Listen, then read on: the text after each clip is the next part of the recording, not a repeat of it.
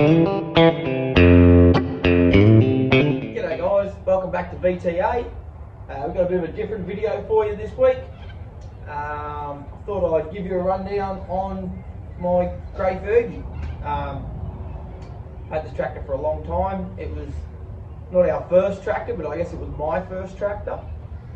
But basically, just give you a quick rundown on what it is. It's a 1954 model TEA20.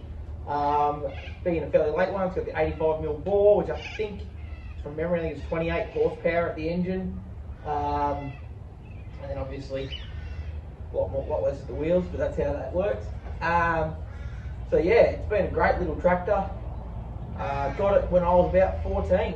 I'm going to try and put a few photos in this video from back when we got it, when we started restoring it and all that sort of stuff.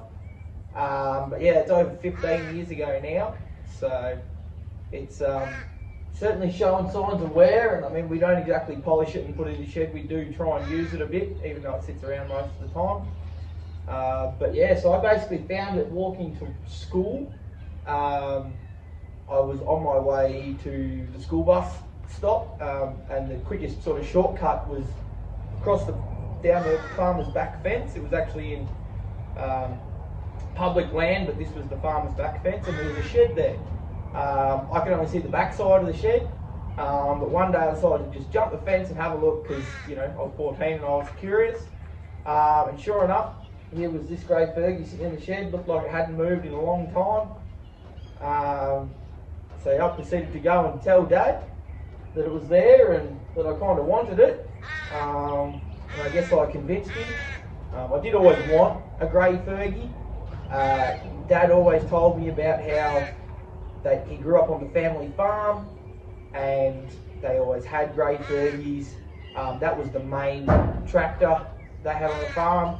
They also had a Farmall M, which was for doing the bigger, higher horsepower work as far as running the hay baler. They were a dairy farm, so it was more making hay, that sort of thing. They then replaced the Farmall M with a massive Ferguson 65 a bit later. But the tractors that did all the main work were the little TEAs, until later on when the 135s and stuff came about. So yeah, I always wanted one. My grandfather also passed away around the same time. I don't know exactly, I can't remember the exact timeline of when we got the tractor, whether it was before or after he passed away, but either way, I'm pretty sure he had passed away by the time we finished. So it was sort of in memory of him. He always had one until he replaced it with his 135. I think he had two in his time actually. He replaced an early one with a later one. So yeah, it was sort of a bit of a family thing, and I always wanted one. So yeah, so basically I talked Dad into buying it for me. You know, I was 14, wasn't allowed to work yet, so I didn't really have any money to buy it, so Dad bought it for me. We brought it home and stuck it in the shed and basically started working on it straight away. I remember I played AFL, Aussie Rules football, when I was a kid, and I remember we played in the grand final that year. I guess I was 14 at the time, and we actually lost. And I remember, of course, I was in a terrible mood. You know, nothing worse than losing the grand final. So I remember I came home and got changed his work clothes and just went straight out in the shed and started working on it. I remember it wasn't, we mustn't have had it for too long, because I just ripped straight into it. I remember pulling things apart, and it was still old and dirty, and the way we picked it up, so it must have not long had it. So Dad, of course, did a lot of the work. Me being 14 and not really having that much ability yet, I tried to help work on tractors with Dad before.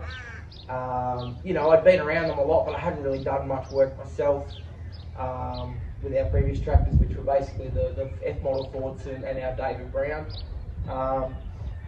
So yeah, so Dad did a lot of the work. I obviously learnt a lot trying to help him, but you know, as I said, I was only so limited, but I'm very grateful for everything he did. And you know, we still work on stuff together to this day. Obviously I'm a little bit more helpful than I used to be, But yeah, so we chipped away at it, and I remember we got it mechanically working.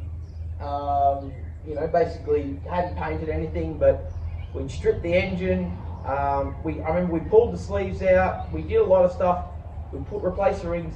We actually didn't replace. I'm trying to think now. I don't think we replaced the bottom end bearings and that sort of stuff because it was all basically looked new inside. What we believe happened was someone rebuilt it and then used it, and the aluminium, I think it's aluminium or polymer or whatever it is, plug that's under the rocker cover in the head, I guess it's like a freeze plug or a machining plug, whatever it is, had rotted out and was putting water into the oil. Well, I think what that happened is they rebuilt it, seen water in the oil, not knowing what it was, and then gone too hard basket, park it up, and they just continued using, you know, another tractor, or they replaced it, whatever they did, and it sat from then on. So basically, the engine was stuck when we got it, but not badly. So yeah, so basically we freed it up quite easily. I think one of the pistons was a little stuck in the ball, which was not, as I said, not bad at all. It really freed up quite easily. So yeah, essentially we pulled all the pistons out. We pulled the liners out so that we could reseal them, because obviously they are a wet liner engine. If the O-rings and stuff and the seals in the bottom of the liners leak, once again that puts water in the oil, not what you need. So we pulled, made up a line. Dad's a fitter and turner by trade, so he machined up a puller so that we could pull the liners out, cleaned it all up, replaced the seals, pushed them back in, and then obviously new rings on the pistons, slid all that back together, basically reassembled the engine with all the parts that were already there. And that was the extent of the rebuild really. We did get the head recoat, just for peace of mind, and it was a bit fluffy. We actually had it running before we recoat the head, and it seemed like there was leaky valve or something like that. So we had someone else recoat the head, and it still runs beautiful to this day. So that was really good. I remember once we got it going, we took it down to where my mum at the time had gisted her horses. We lived on a residential house block, so we were not on a farm. We didn't really have the space. So we took it down to there, and I got to drive it around for the first time. I'll put in some photos. You'll see me at, I guess I was 15, I'm not sure, driving the tractor around. That's the first time I ever got to drive it. And then basically straight after we did that, and we decided that everything was working, the linkage was working, everything was working. We did also replaced a lot of parts in the linkage to tighten it all up, because it was all very worn out. So yeah, obviously all the linkage was working, we were happy. So we brought it home, put it in the shed and stripped it down, ready to paint it. So neither Dad nor I, even now, are that great at painting. That's why a lot of our tractors don't get painted. So this one's definitely starting to show its age, but at the time we think it looked quite good, and we were really happy with it. While we were doing the restoration, we spoke to some of our family members.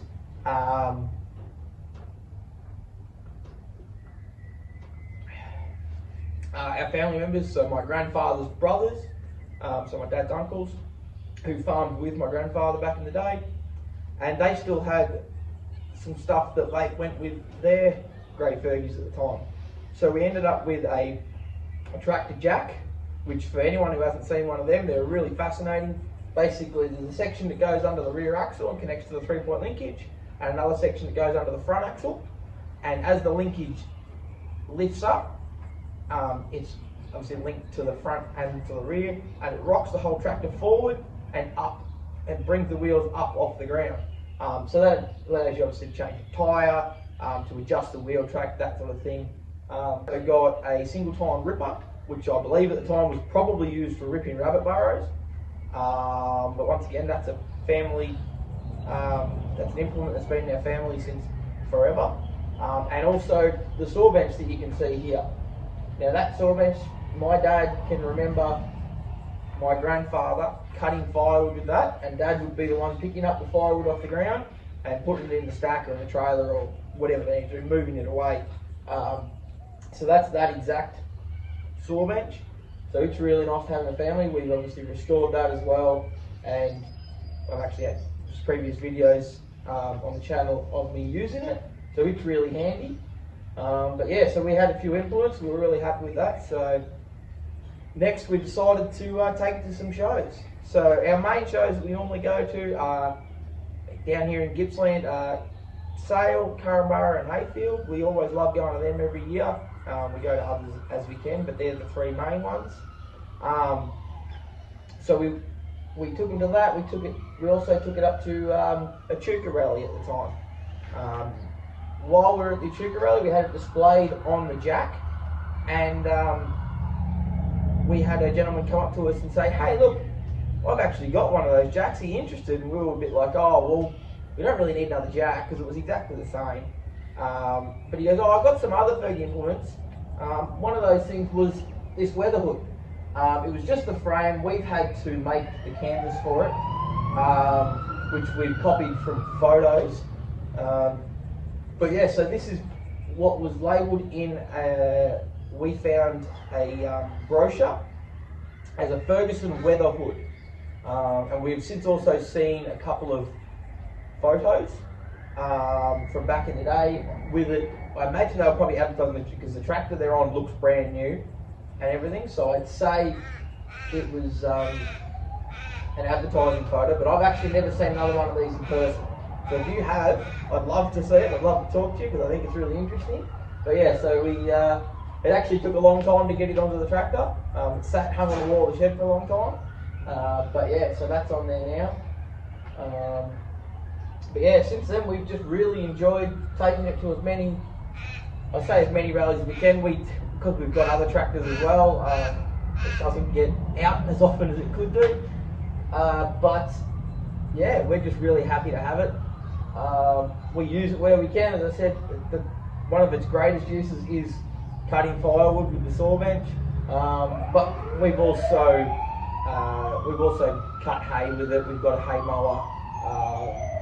We've tow trailers around, move stuff around the house, move trailers around, tow other tractors around that might not be living anymore or might be waiting restoration. That sort of thing. So it's just been a really good handy tractor, and we really enjoy having it. Since been collecting a lot more implements. I think we're up to about 20.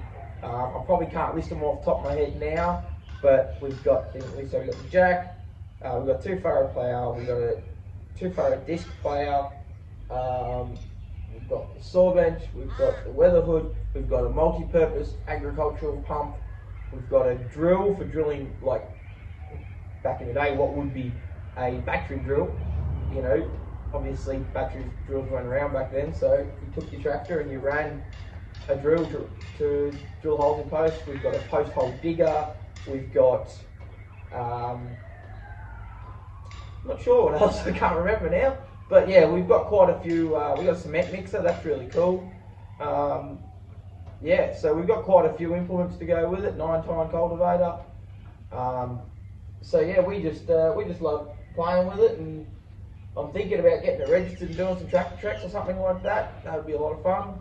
But yeah, other than that, I just thought I would share the story of our grey Fergie, and I know that grey Fergies get a lot of love and a lot of hate, but we really love ours, and yeah, I hope you guys enjoy it too.